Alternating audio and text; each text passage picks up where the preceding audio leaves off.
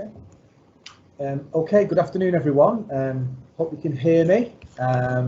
Just had a couple of technical issues there, so apologies for the lateness. Okay, it's a tricky one, this, because it's a live event, which means you can't speak back or put your hand up, and I can't see you with your hand up. We have got the chat function, hopefully, there for you, which is a Q&A session, which we've got a couple of people on hand to try and answer questions as we're going along. But if we end up not being able to answer your questions as we're going along, keep your questions. And obviously some of you are in tomorrow, so quite a few of the senior team are in tomorrow, so just come and ask us in person, or email people, or speak to your SLT link or your curriculum leader. Speak to someone. It's just easier. Okay, so I'm going to try and be brief. There's a lot of information to give out, and I'm conscious of the fact that there's been lots and lots of change, and obviously there's lots to remember, and everybody's very, very tired, and it's been difficult time.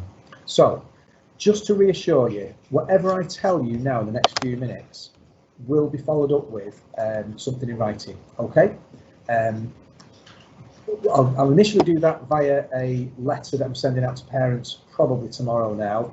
I'm sending out a letter to Year 11, which is a lengthy letter, and incorporates about what's happening on National Standardised Grades Day. I'll be also sending out a letter to the rest of the school population, including the new Year 7, pretty much outlining all the things I'm going to talk to you about. Well, not all the things I'm going to talk to you about now, but many of the things. So you can get some information from there. But obviously, we as a group of staff just need the kind of their headline figures, if you like, about what we're doing. We will have more detail, and we have got 2 training days. So I'll start with this slide, which basically says, from the guidance that we got on the 2nd of July, schools must do everything possible to minimise contacts and mixing whilst delivering a broad and balanced curriculum. In other words, run your school as normal as possible, but with all these measures in place. Now, when I sort of first read that, I thought, okay, that's going to be a challenge. So the first thing we did was read the guidance. Senior team looked at the guidance, and we tried to think of a way of bubbling the students. So you've heard of this notion of bubbling already in primary schools. Scaling up to a secondary school is a different matter. The guidance looks like it's been written for primary schools, and then secondary schools kind of just been an afterthought and bolted on. That's the view of all the Tameside heads. However, we have to deal with it. So we came up with what we thought was we know is a plan that would work, but with military precision being applied. Unfortunately, as you move through the plan, you inevitably raises questions and issues, and more questions and more questions. So the idea was to bubble the year groups by zoning them across the school. So the original plan involved zoning Year 7, 8, 9, 10, 11, different parts of the school, and they would stay where they were, because it's about minimising movement, minimising cross-contamination, is the theory behind it. To do that, the plan involved us having teachers moving their classroom every lesson, because if the children are staying where they are, teachers have to move. And that sounds okay in theory, but as we walked it through and modelled it and came up with different other sort of issues that arose, it became obvious after a while that this could be a potential disaster for staff well-being. And one of my main concerns was staff well-being, because if staff are not comfortable, ready to teach day in, day out, the students will suffer anyway. So that clearly isn't a starter. So we did try to make it work. We tried all sorts of things, and redoing rooms, putting furniture in different rooms, trying to create bases for staff for brews and all the rest of it. But it did again come down to picking up your laptop in a tray with your equipment, running along to another classroom while the class is unattended, and it's just fraught with problems. In theory, it would work great, and in practice, it could work great, but it only needs a few slip-ups and the thing falls apart. So because of the issue with staff moving around and the potential stress on staff for that, and the problems of students being unsupervised, even though we had a plan to supervise corridors, but it still isn't perfect. With those things in mind, I've just decided that actually, no, we need to do something a bit different. The bit different thing involves a different set of choices and a different set of problems and a different set of solutions required, but it will mean less stress, I hope. So the other way of doing things, which is what we are going to do, is that we don't carry on as normal, but we do stay in our rooms and the children move. Now, that comes with a price to pay. The price is cleanliness, because once we're now moving the bubbles around the school, we're now cross-contaminating areas. Okay, so cleanliness is one of the key things here. So basically what it will mean is, and the finer detail will come later, and on the training day we'll go through everything because we're all here. But what it will mean is that we as in we the staff, will have to make sure that when one class leaves, before another class comes in, tables are cleaned. Okay, now that's either you doing it, somebody else doing it, or children doing it. You know, we're probably best placed to do that if we can, or a combination of the two. But that is the choice we've got to make. The choices are, we are responsible for cleanliness, and we are, and this is different. It's not normal contractual duties and all the rest of it. You know, somebody else should be doing it. We haven't got somebody else to do it. We have to do it. So we either do that as a staff, which I think is a small price to pay, and it's not a great difference. Some staff do it already. You know, in science, for instance, they do it already upstairs. So that's something that happens all the time. Or we go to children staying where they are. We don't have to clean desks, but we have to move around 5 times a day, every day, with no base. And my other concern was room ownership then goes down the pan. People don't take responsibility for rooms, or they're not able to, rather than don't take responsibility, they're not able to, because they're moving around the room. It just falls apart. So we're going to go with the model I've just described. In a moment, Shelley's going to go through the actual structure of the day, because obviously there's a whole bunch of things that will be different. Now, you'll have 101 questions. We've had hundreds of questions over the last week and a half with SLT, and yeah, you'll come up with loads. We won't be able to answer them all now, but as I say, write them all down, and at some point we'll be able to answer them for you. And again, when we come together as a staff on the 2 training days, 1st and 2nd of September, we'll be able to walk things through, answer queries, practice routines and things like that. And even prior to that, there'll have been opportunities for groups of staff who may have not been in school to look at guidance that I've already produced by that time. It's not ready now. Okay, so there's the principles of what we're doing in terms of trying to make the school work. To get a broad and balanced curriculum, that's the only way we can do it in terms of student movement. So without further ado, oh sorry, beg your pardon, I've got ALB, but that can come later, but without further ado, without going into too much detail, Shelley's going to just talk through the actual structure of the day, because it is different. Okay, thanks Richard. Okay, hopefully what you can see on your screen is version 3 million. You'll notice some changes, because one of the things that we've really focused on is to try and stagger as much as we can, specifically break and lunch, without disrupting too much curriculum time. So if you look at the screen in front of you, you can see we've got a slightly later start time. The blue box MT stands for meeting time, or kind of getting yourself ready, depending on what we decide to do. So that might be in departments, it might be general staff briefing, or it could be simply you getting yourself ready. The purple box next to it is the door that they will enter, because there is an element of zoning with these children, and they have their own entrance and exit to a degree. Form time starts slightly later, so that's 8:40 till 9. Period 1 is approximately 50 minutes, and you'll see that there's 5 minutes between 9:55 and 10 o'clock, because that staggers movement. There's a little bit of movement. Okay, if children are moving, we have to try and stagger that just slightly.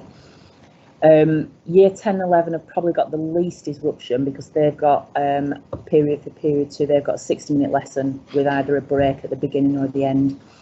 Now the break is 15 minutes, but it's also built into that a 5-minute move time, because there is a slight overlap at Key Stage 3 of about 10 minutes.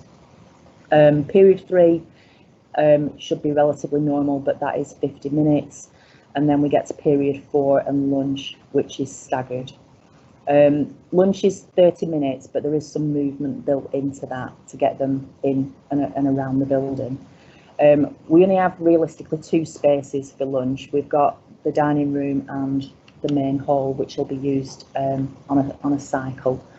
Period 5 is approximately 60 minutes, although year 9, if you see, finish at 2:35, so they get just slightly less, so we can stagger the exit. I know there's probably lots of questions. It probably will be like a military operation for a while, but we will walk this through on the first day back in September. We'll try and get the nitty-gritties ironed out. In terms of the risk assessment will be done over the summer because we've had to get this in place before we write a risk assessment, but you'll all get a copy of that as per usual. That'll be another exciting read for you. I'm going to pass you to... Sorry, just jump back in. Yeah, sorry, Richard. Yeah, sorry. Richard's butting in. Sorry. Can you believe it? Richard wants 2 minutes back with you before we pass you to Liz. Sorry, thanks, Shelley. Yeah, just really quickly, I'll get some feedback and echo in the room. There we are, sorted. Yeah, so just in case you're wondering how the children getting into school, we will have to look at staff availability in the mornings to be able to receive children. The idea is we've got to make sure that we don't have children all mixing and mingling in the playground and all the rest of it just before school starts, you know, and then we just open the doors and that's it. So we are going to have to, as they come into school, put them into zones. So like Shelley's put in there, what area they'll enter school in, there'll be an area, and we'll go through it in the training day, where they will be zoned. You know, we'll be funneling children off into their year groups, their year group bubbles, as they get into school in terms of outside. Breakfast club won't be happening initially. It's just adding another layer of complicated mess in there with mixing bubbles. So we'll agree with the catering staff just to forget that for the moment, and we'll try and build that back up as we get slicker and smarter at this plan. Just one other thing, I did meet with Sarah, Mike and Hayley yesterday. One of the things that you may all be wondering about is we've lost 14 weeks of teaching. What's happening? There is a consultation that finishes tomorrow by Ofqual about exams for next year. So hopefully you'll all have seen your own individual subject areas and what that means for you. Certainly for English, Maths and Science, it means there's no change in content for the exam. So that's pressure. And there has been some good news for history and some good news for geography, but we're not sure about other subjects yet. So you'll have heard the national thing, or catch up, and schools have been given millions of pounds to do this and all the rest of it. Well, fine. What we're not going to do is try and cram things in over the summer. So just to be clear, and I know other people will have opinions about this, and other people will have, you know, we're doing this and this is wonderful and we're the best trust in the world, and that's fine. That's up to them. My view is that the summer holiday needs to be a proper summer holiday for everyone.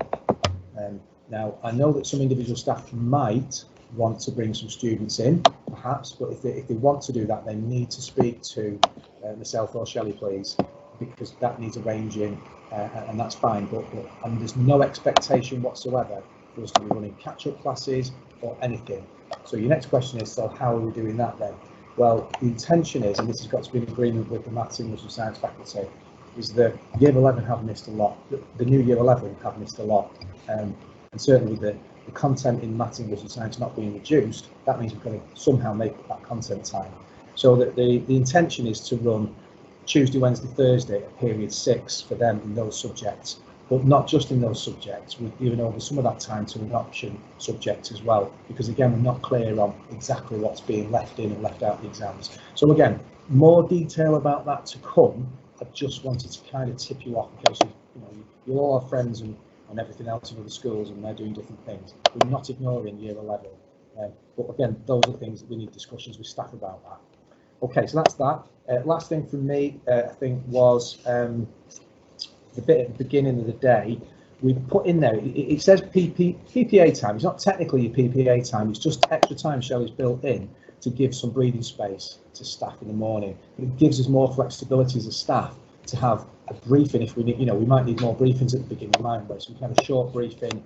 I say that, we might have to do that in the sports hall because we'll have to be socially distanced. That's the other problem we're going to have to remember, is we as a staff in all of this have to maintain our distance as much as we possibly can from each other. You know, think through how we're actually, you know, using our sinks, our cups, our spoons, all of those things that we just take for granted, surfaces that we're touching. We have to think about what we're doing as a staff with each other, and clearly we have to keep our distance from children as much as possible. And clearly that is impossible in a school, isn't it? But it's just that we have to carry on trying to do what we're supposed to be doing outside. You may be asking a question about face masks. It's all over the press at the moment. The guidance that was written on the 2nd of July says there's no requirement for face masks. Indeed, it actually does say that if children get off the bus with a face mask, they must remove it and not to bring that face mask into school. Okay, so that's that. They might have a spare one in a plastic bag if they want to wear it. I'm not too clear on that, but I know that it says that they must take it off. And there's no expectation for us to wear it. I have no problem if a member of staff wants to wear a mask or any other PPE equipment. I have no issue with that, never would do. Personal safety, people might be anxious about this. I would fully support that, so don't worry about that. But I'm unclear about whether or not we'll be expected to wear a mask in the September. I'm guessing not, it just isn't practical, but hey ho, we'll see. Okay, sorry, I'll shut up now. Moving on, so we're going to hand over to Alison, who's got a question. Make the timetable larger on the screen, you can't see. Okay. We are going to send this timetable out. Anyway, it is a draft. There may be slight tweaks, but it's just to give you an idea of how it works. But we'll email that out so you've got that and you can see that. Okay. The break and lunch, just to finish off, the break and lunch, we've spoken with Mellors. Break time is easy because it's just doing one year group at a time and there'll be no tables and the dining room's clean.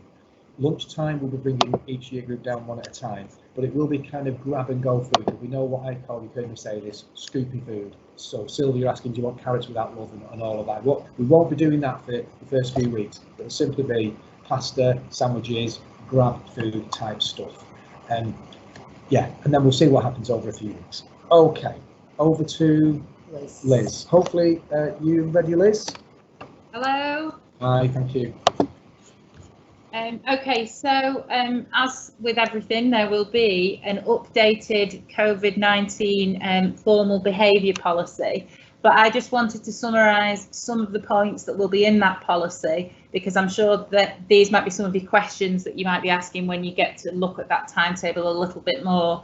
As a result of these bubbles moving through school, we will have to make sure that we are supervising staff on the corridors, non-teaching staff, more than ever, and that we won't get any students lining up outside our classrooms. They will be going straight into the classrooms to complete a do now. We've had quite a lot of discussions about equipment.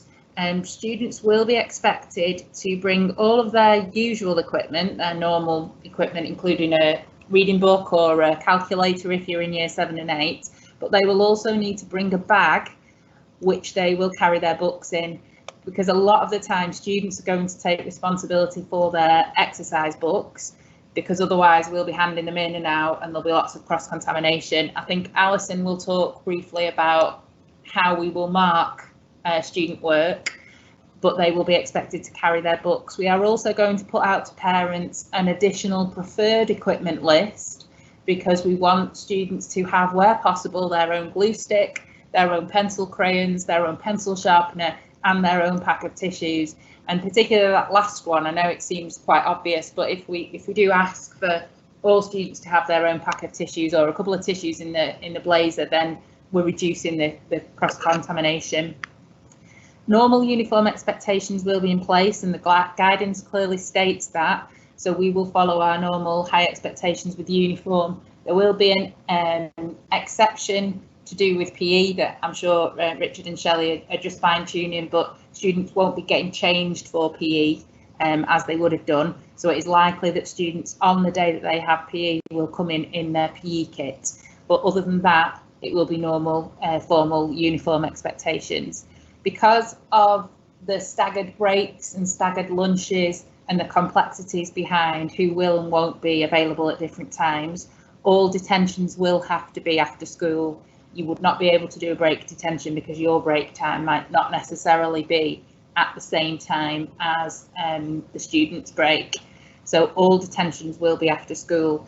They will be able to take place in your classroom as long as the tables have been wiped, and they could be students from different year groups, as long as they are kept socially distanced and full hygiene and cleanliness rules do follow.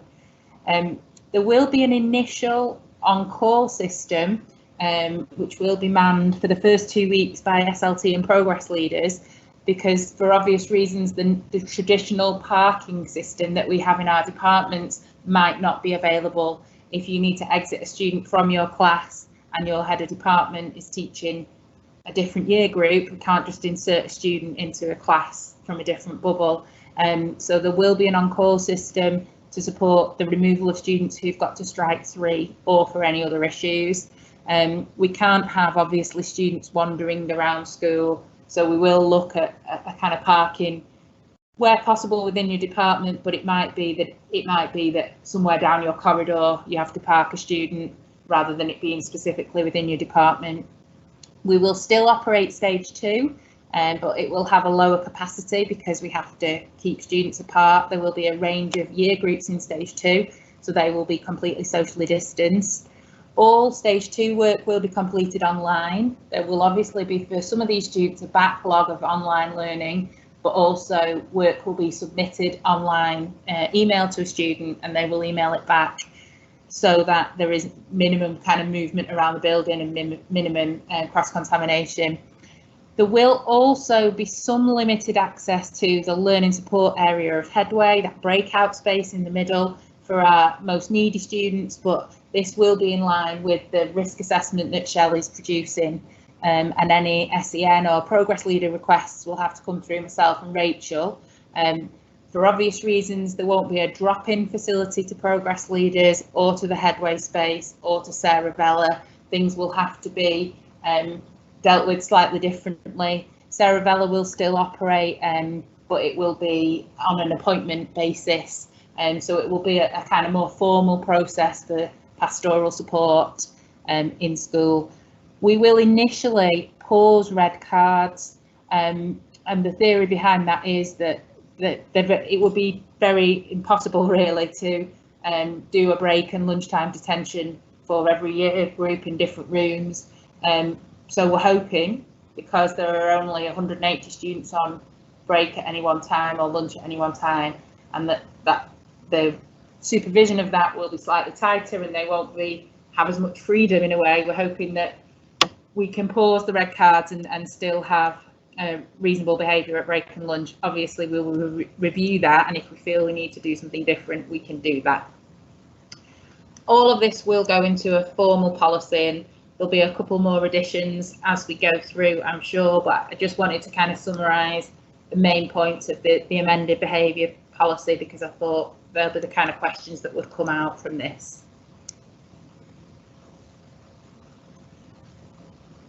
Is it me again, shall I?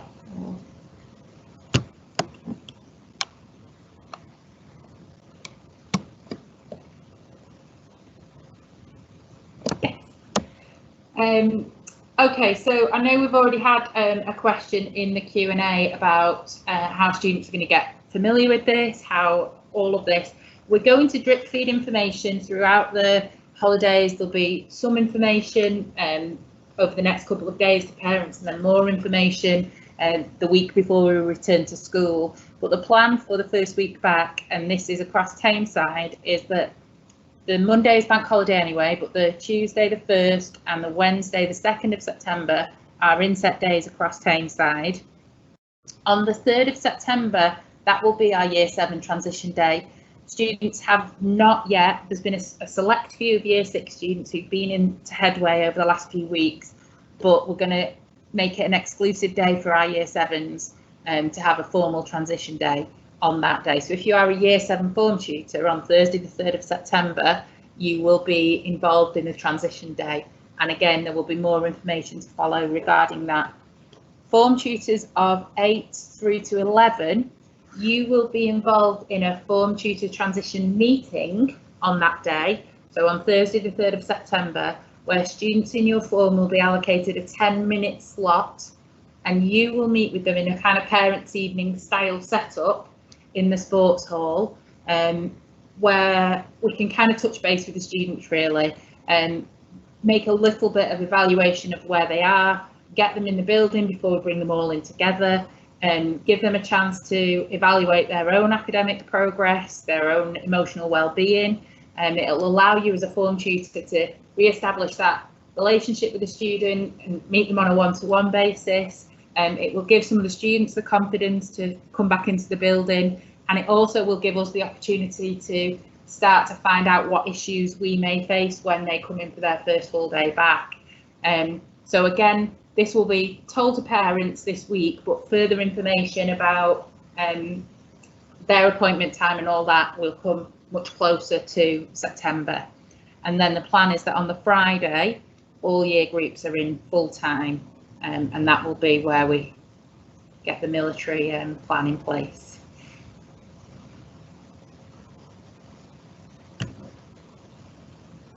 I think that's it from me.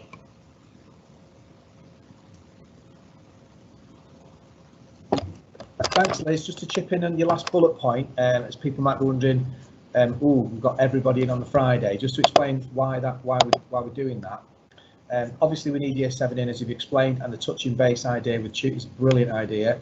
But if we remember, children have been off school since March the 23rd, and parents know that term starts on the 1st of September, and I know that across Tameside we've said the first 2 are training days. Some parents get that, some parents don't get that. I think we should do it in the holidays, without understanding our contractual hours. However, and then a third day is just for Year 7, even though their child's touching base. I think it's important that those children then need to be in the next day, because if there's anxieties or anything else, to leave them for 3 more days before the Monday perhaps isn't the right thing to do. Plus, I also felt that, you know what, if we're going to find problems on Monday when the whole school is in, because we could have staggered it, we could have had just 2 more year groups in on the Friday or 1 more year group. But if we find problems on Monday, it's Monday night, we've got to deal with it all week.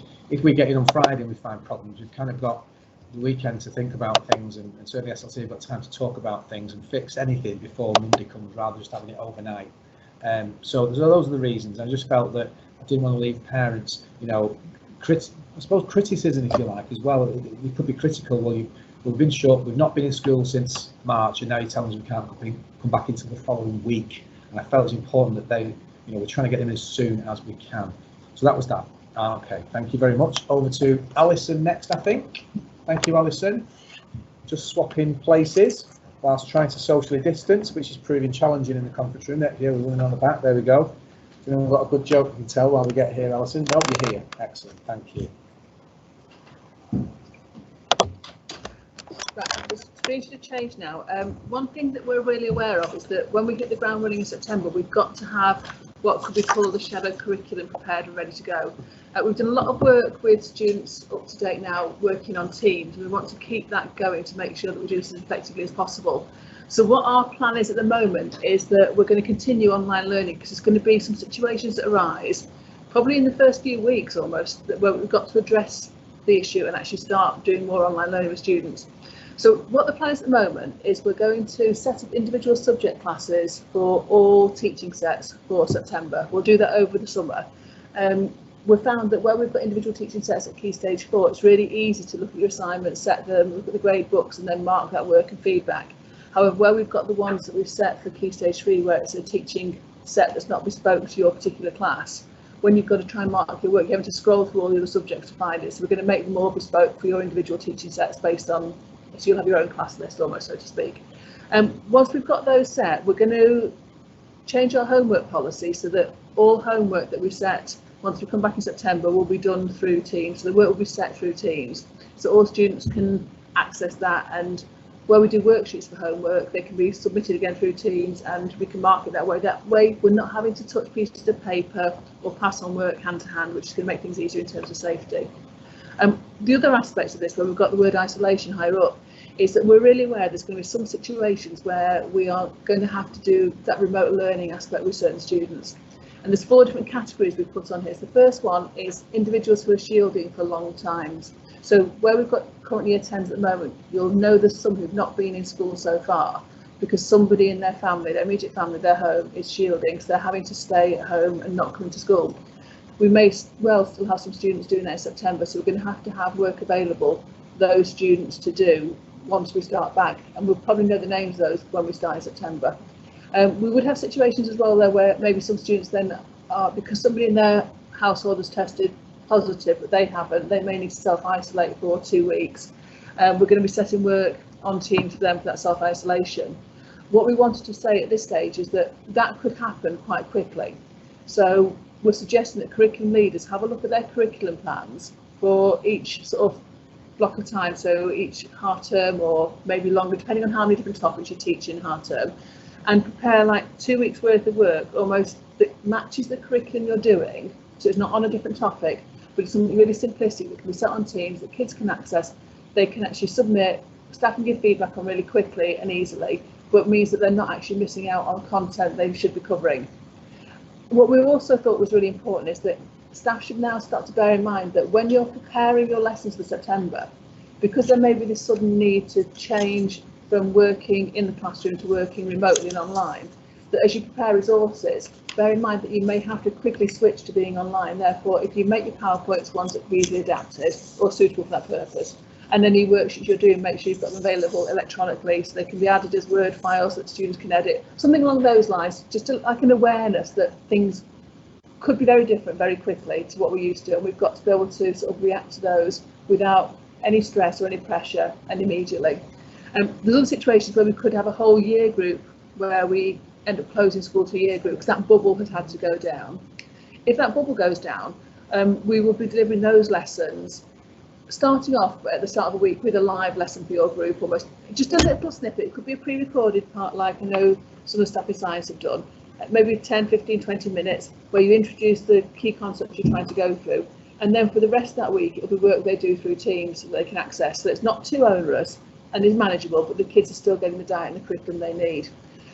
If we go to whole school closure, we're still looking at how we might do this, but it could be that we're doing a very similar thing where we're teaching live lessons in line with the curriculum to try and match things up as much as possible. It wouldn't mean a live lesson every single time you'd see that group during the course of a week, but it might be that the first lesson's a live lesson and the following on lessons are work that you've set that consolidates what you've done in the live lesson or challenges them to work independently on the work they've done in that live lesson. I think that's everything I've got on there. The one thing that I know that Liz mentioned earlier was the marking aspect. What we're thinking is, in terms of marking, we're going to write a new teaching and learning policy, a COVID-19 version, so to speak. And when we're doing work in lessons, now we've already said that students have to have their bags and they're carrying their books around with them. When we're doing key pieces of work, we're going to ask for those to be done on paper, and then there'll be a tray in each person's classroom that work can be submitted into that tray, because we may be at a point where we've got to almost like quarantine that work for a period of time before we can touch it and mark it. So our new COVID-19 teaching and learning policy will have an extension on the deadlines for marking. So it gives staff more time to turn these things around, because if you've got to quarantine work for a while, it's going to impact on your marking time. So we're going to extend that. We might reduce the frequency of key pieces in some areas to make it less onerous. And we're going to also look at the assessment and reporting sort of plans that we have on the QA calendar and make those fit in with the sort of different expectations we've got of everybody on these aspects. Because obviously we don't want to still carry on doing other things the way we've always done, because everything else has changed around it. I think that's everything I had on that part. Thank you. I'll hand back to Shelley or Richard now. Thank you. Thanks, Alison.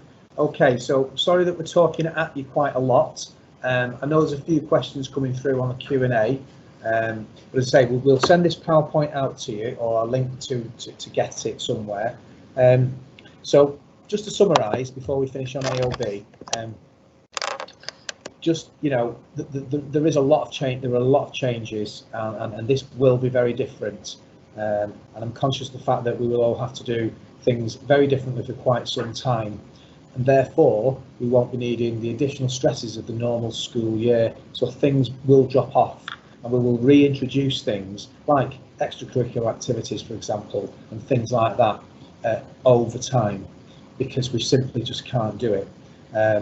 We just have to focus on getting through day one, getting through day two, getting through week one, week two. We don't know how long this is going to last. It's the strangest of things. We've never dealt with it before, but obviously we've got to adapt. And there's a phrase that we've been using in the planning group that I've been involved in with other heads and people in Tameside Council, called Build Back Better. I think it's actually come from Andy Burnham, I think, in the Greater Manchester Group.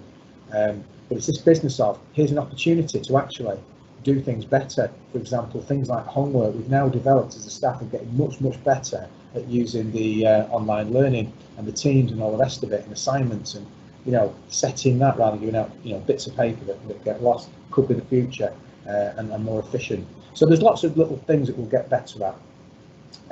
But anyway, so I hope you've been able to either take a few notes or just take that all in and reflect on it. We will obviously give you this detail as and when we can get it out there. As I say, I've got a couple of letters going out tomorrow, so you can just see that. We'll just have links to see them anyway, so you can get a bit more information from that in terms of what I'm telling the parents. And then, of course, we will let you know throughout the summer of any changes. The 11th of August, there's supposed to be an update to the guidance that we've got on the 2nd of July. So that will be either no change or there's something different. So again, we'll wait till that happens. I doubt it'll just say go back to normal, forget everything. I don't think that will happen, but it might be with certain tweaks. I don't know. We'll wait till the 11th of August. So just to finish off then, results day. Now we're not calling it results day because, as you know, year 11 didn't take exams. So what we did as a group of staff, as everybody has done across the country, is give students, give exam boards, I should say, a grade, a centre assessed grade, and then we had to rank order them. Now those grades are what we as professionals think, based on what we know about the child and evidence that we had, that was the best guess, if you like. And I don't use I use the word guess lightly because it wasn't a guess, but best estimate, most likely to get if they'd taken the exam is what we would say. So what's happened to those grades is they've all gone into a national computer, and Ofqual, who are I'll call the exam police, okay, they have applied a formula to that nationally, because what they have to do is make sure that the pattern of grades across the nation looks broadly similar to previous years. As wrong as that is, because it is wrong, because it doesn't recognise improvement, but that's what we're doing. So we may or may not be winners or losers in that. Some students may, some subjects may, we don't know. What we do know is we'll be given on results day, well, nationally standardised grades day,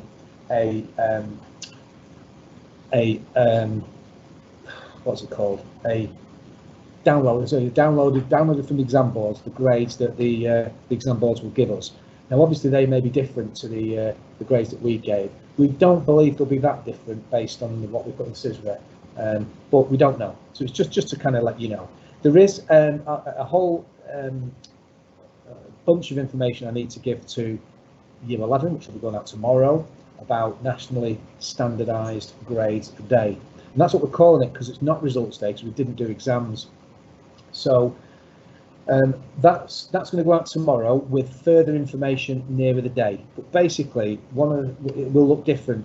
Children will be coming in dribs and drabs. Steve's put a plan together to bring them in socially distanced.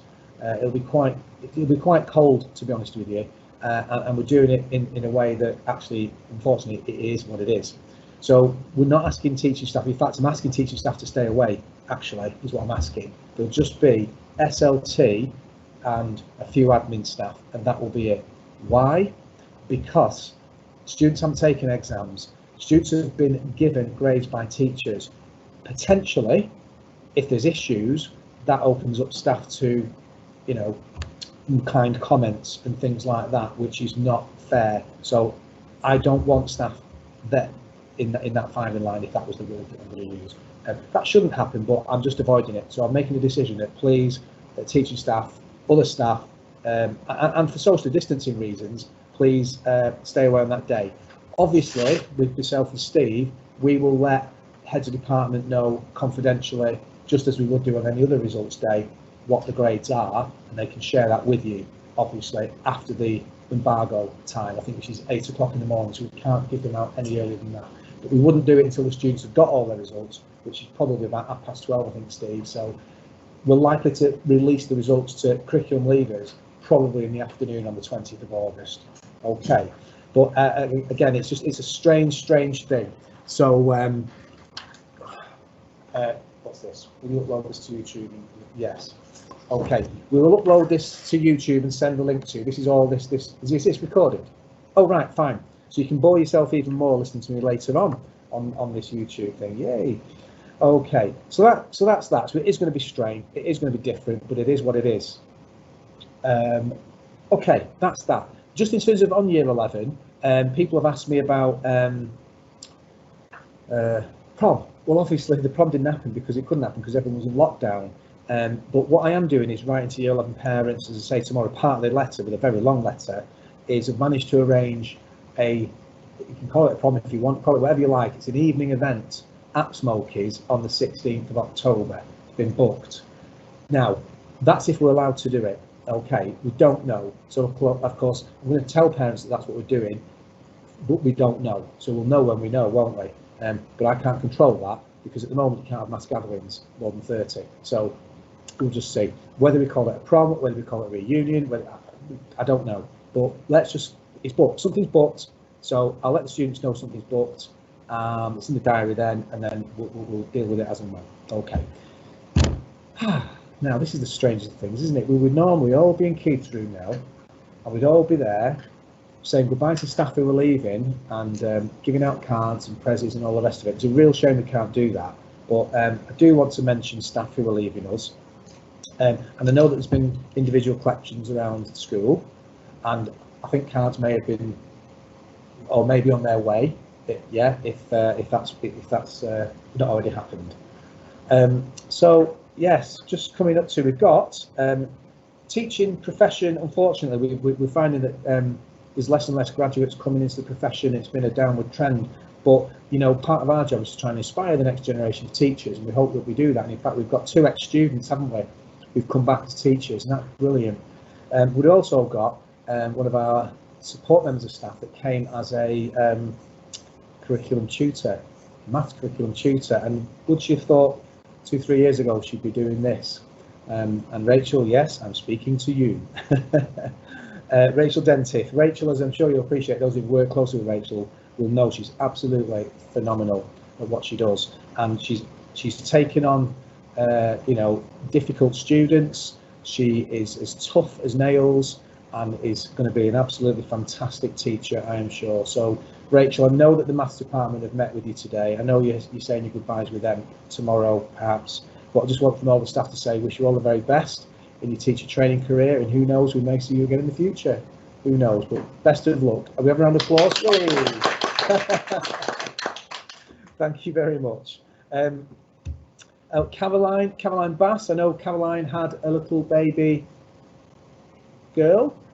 Okay, a little baby girl. Yes, I just remember then. I was like, oh, I had 2 choices. It was a big baby girl, I believe, Caroline. I don't know if Caroline will be listening, but obviously Caroline's come on a sort of a supply basis. We've moved it long term since Liz Cooper went, but yeah, she's been here and done a good job for us. And obviously now we've made an appointment in Emily Entwistle as head of technology from September. Obviously Caroline will be departing. And we just want to wish Caroline all the very best and enjoy your maternity leave, Caroline. And we wish you all the very best, and thank you very much indeed for everything you've done for us at Alder. Good luck in the future.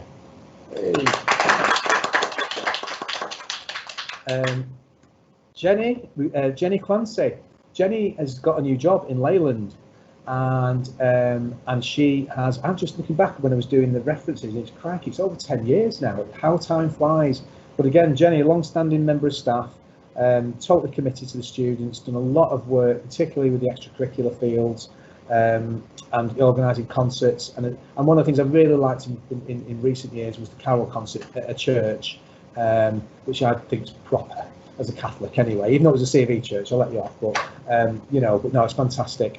And I think the number of students that you've got involved in music and motivated to do music was phenomenal.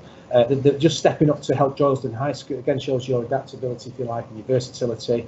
Just stepping up was no issue to you. It was like water for ducks back. Yeah, of course I'll do that, and you made that happen. And I know Droylsden are eternally grateful for that, and certainly the Year 11 students are. So Jenny, I hope you might have fallen asleep by now because I know how boring the voice can be after a while. But Jenny, if you are listening to this, thank you very much from all the staff at Alder. We wish you all the very best in your new school. Good luck, Jenny. All the best.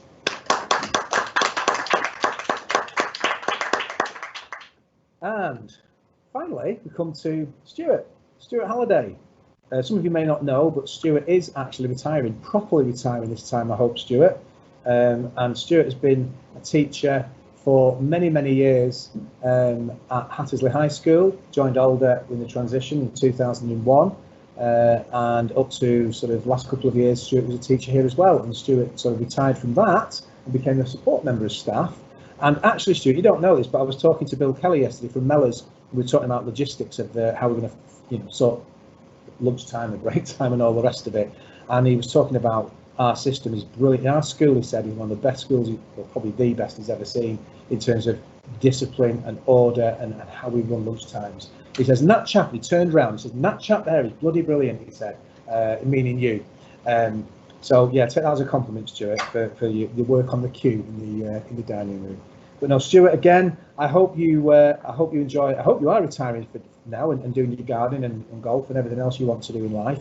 But again, you've had many years of service to Hattersley High School before Alder, which Alder's been here for how many years have been here now? 19 years since September 2001. So it's a long time. So Stuart, thanks very much indeed. All the best and enjoy your well-earned retirement. Take care. All the best. Bye-bye. And finally, we go over to Keith, I think, and Keith is going to do the thank you cards. Hello, everyone. Okay, first of all, thanks. I need to say thanks to Sarah Vella for organising all of this. She's convinced people to give loads of brilliant prizes, and I have 14 prizes to give away today, so quite a few. And so I've randomly drawn the people already, so I'll read out their thank yous, but just to give you an idea of some of the prizes that we have to give away. And we have things from a round of golf for 4 people to a batch of homemade chocolate chip cookies. There's also homemade lemon drizzle cakes, covers for Breaker Lunch Duty, art and Avon hamper. So there's loads of things up for grabs today, but I'll email you after this with the list of winners and the prizes they've won. So the following people are winners. Lynn Crawford would like to thank Alison Haig for being an amazing head of department and friend and always being the most kind, loving, caring professional person I know. So Alison Haig is our first winner. Then Shirley Graham would like to thank Kim Bancroft for care and kindness shown and always with a smile on your face. It's contagious and puts a smile on my face. So that's Kim Bancroft, our second winner. Karen Osborne would like to thank Nina Pike for amazing BTEC support. So Nina is our next winner. Helen Littlemore would like to thank Claire Hood for literally everything she does. Claire's here in the room. So well done, Claire.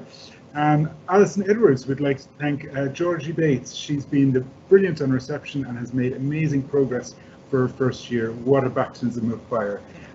Well done, Georgie, that's brilliant. Adele Graham would like to thank Dave O'Brien for not rolling his eyes constantly when I asked for IT support. So well done, Dave. And Claire Conroy would also like to thank Dave O'Brien for his magical laptop updates and fixes and all his ICT support. So 2 prizes for Dave, well done. Lynn again, Lynn, you're in here a lot. Lynn would like to thank Johnny for basically putting up with my constant mithering and moaning. I think that's from all of us really, Johnny, thank you. Adele Graham would like to thank, eye roll, Lynn Crawford for supplying us with great cake throughout lockdown. Fair play, Lynn. Sarah Vella would like to thank Shirley Graham for being supportive and a kind next door neighbour. Next one we have is Helen Littlemore, and she would like to thank Martine Williams for all her hard work and organisation of key worker students during lockdown. A few more to go. Shirley Graham would also like to thank the entire English department for allowing me to continue as an honorary member of the department during lockdown. So you'll have to share a prize, so good luck to you sharing that. Share one lunch duty between you. And last but not least, Susie Reid would like to thank Vicky Goff for all her help and support this year. From me, I would also like to pass a personal thanks to everyone that has got on board with Teams. It was difficult, but everybody's been on it, so thank you very much from me as well.